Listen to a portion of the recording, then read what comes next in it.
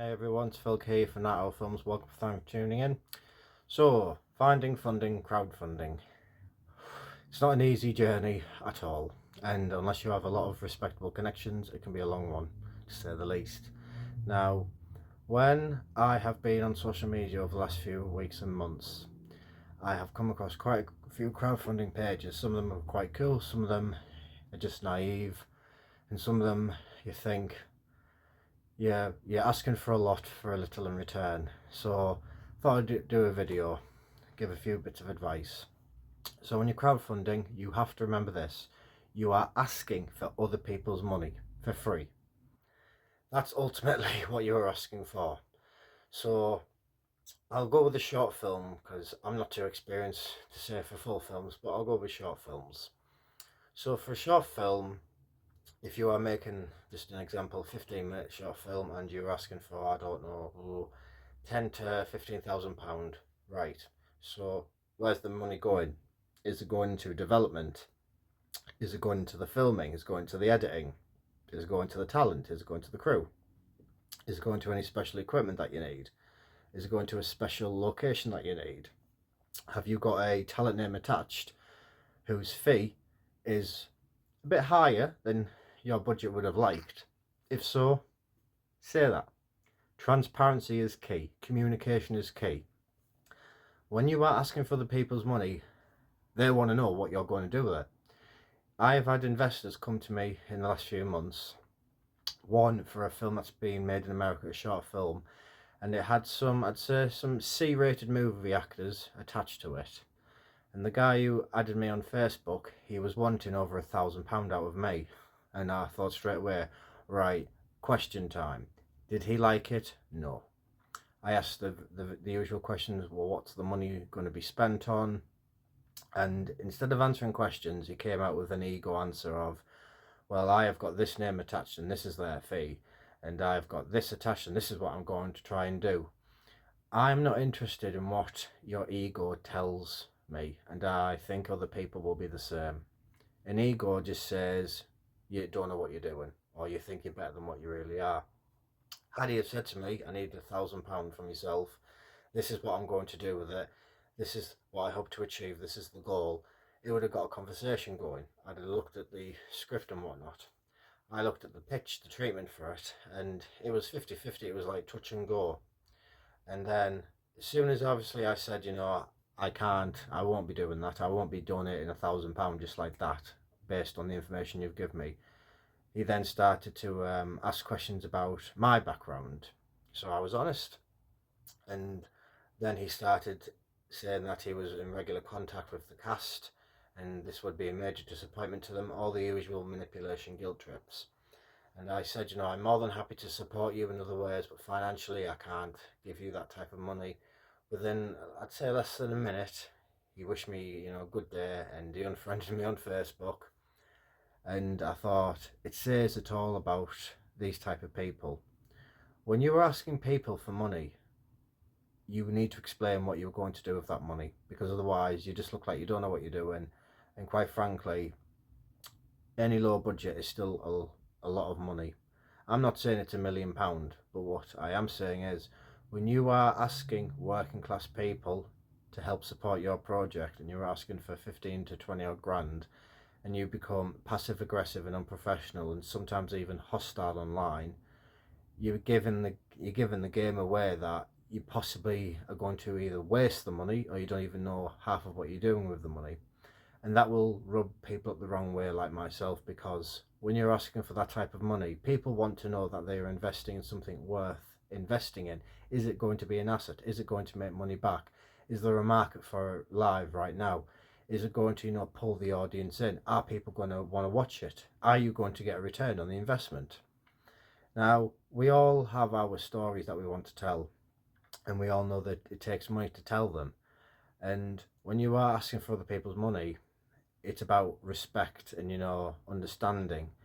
I've had a few crowdfunding pages sent to me over the last few weeks and months, and some of them are incredibly polite, some of them are quite damn rude, and you try and put yourself in the shoes of the filmmaker. Yes, it's a very frustrating journey and challenging at times, and it can be mentally and physically draining.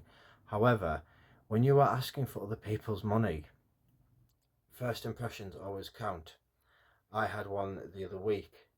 They have been actively looking for the same amount of money for the last 2.5 years. So I did a bit of background digging on this person. Turns out this person constantly uses the festivals, constantly pays the fees. Do they ever pay their Castor crew? Hardly a single penny. And they were asking for a few £1,000s. So I said, well, considering this has been going on for over 2 years and you're constantly asking for the same amount of money and you're constantly submitting to festivals, I asked the question, what are you actually doing with this money? And straight away this individual got incredibly defensive, saying they weren't interested, etc., etc. But then they were flooding all the Facebook groups with it. So I pulled them and I said, maybe the reason why you're struggling to get the money is because of the way you are reacting to people who do come and speak to you, like myself. Again, it fell on deaf ears, they weren't interested. If I was to ask someone out there for, I don't know, £50 to put in the pot, the first thing they'll say was, well, what's the money going to be used for? And I would tell them. Whether they want to contribute or not is entirely their decision, it's their choice, and I would have to respect that. Sadly to say, a lot of people out there don't. I have seen a lot of people commenting saying, I do wish you all the best with this, but it's not for me, but thank you. And then straight away the person asking for the money goes on the attack. That will not get you anywhere. If you guys have ever seen the TV show Dragon's Den, where entrepreneurs go in and pitch to the investors, they just respectfully agree to disagree and they walk away if there's no investment to be made for whatever reason. It's the same online. When you are on a public domain wall and you are attacking someone for not giving you their money, it's not just that person who can see the comments, the whole world can see it if they want to. And people often forget that. Now, when you are tagged in a post for a crowdfunder, you can obviously say to yourself, do I want to invest in that? Do I want to continue to be tagged in that? If you are tagging people in your posts, make sure they consent to it. I've had people before who have just tagged me because I've spoken to them. I haven't said I would support them, I've just spoken to them and they've tagged me. It's appeared in my wall and I was like, whoa, I thought you haven't asked for me for permission to tag it on my wall.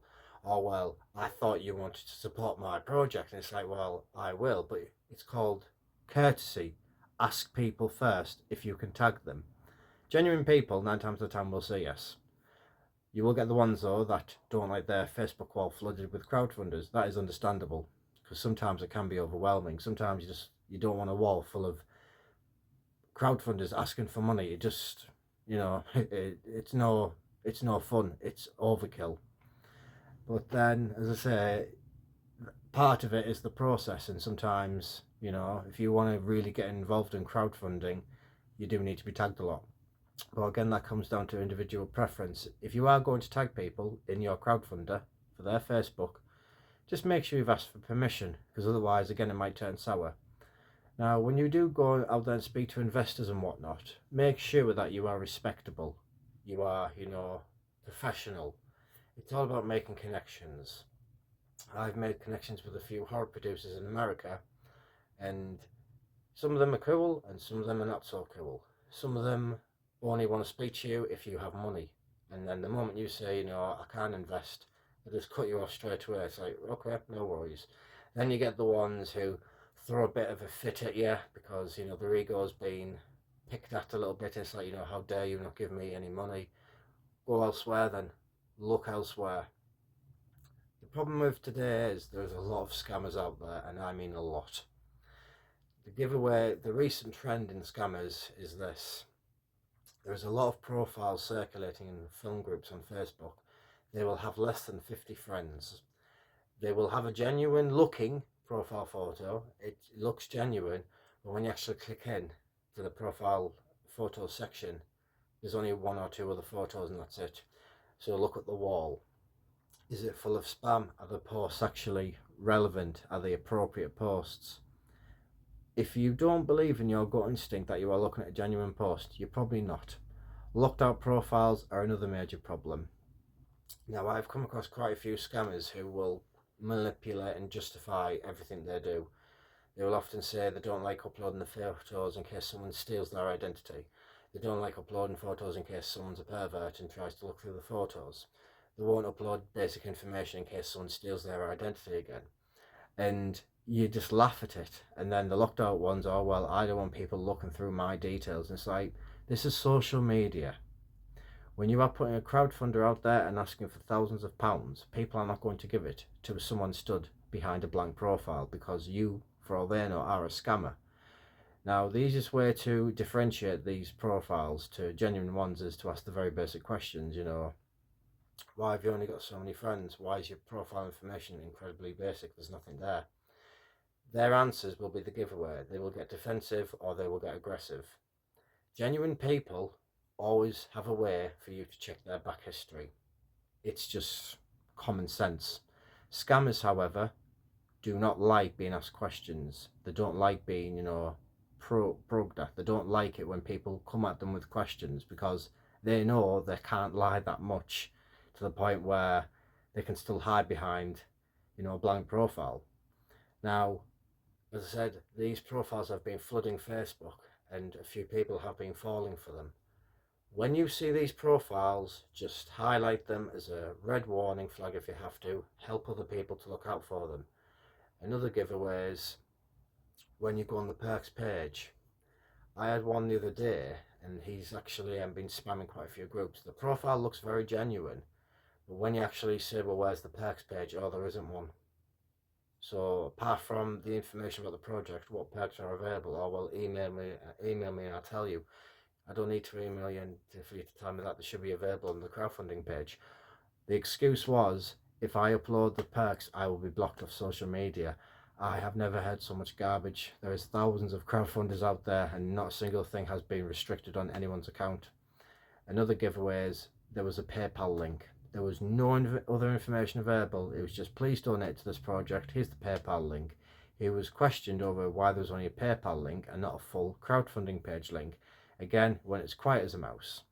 Genuine crowdfunders do not mind being asked questions. You'll get the entitled ones that think, they can just take your money still, as long as, they've put on the basic information. But ultimately, if you are a serious investor, a supporter, you will understand that you have the right to ask those questions, and serious filmmakers out there and producers will understand that you have that right and they will respect that right. Now, there is obviously other ways to get money to make a film, and I haven't got time to sit here and talk about them all, but what I will say is this. We all have stories we want to tell. We all know they take money, and if you really want to spend thousands of pounds on a short film, then you have to come up with a really good reason and answers as to why you should just be handed that money. Because with short films, even proof of concept, unless you have a great script with great talent and great crew attached, people are not just going to cough up hundreds of pounds because you want them to. And that's something, unfortunately, filmmakers have to accept. And if you don't want to accept that, you're in for a very long journey and you might as well just pop to the bank. Thank you everyone again for tuning in. Take it easy.